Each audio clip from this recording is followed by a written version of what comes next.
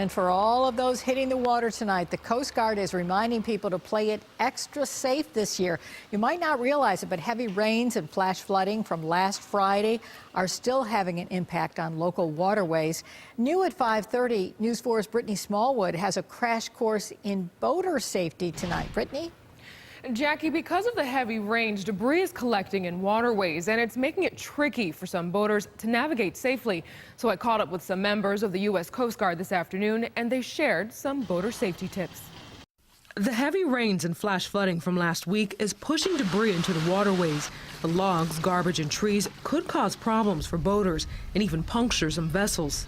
The rising water levels has been pulling debris off of the shorelines that have already been washed up before, and it's going back out into the channels that all the boating public is navigating. Some of the debris is on the surface of the water, but not all of it is visible to boaters because some of it is submerged.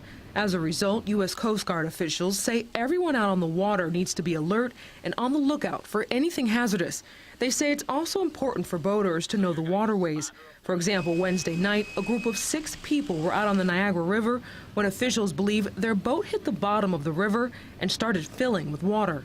There was some shallow water there right outside of the boat ramps, and a lot of it's not chartered, or they were just inexperienced and didn't have proper charts on board, so they weren't sure of the depth of the water there.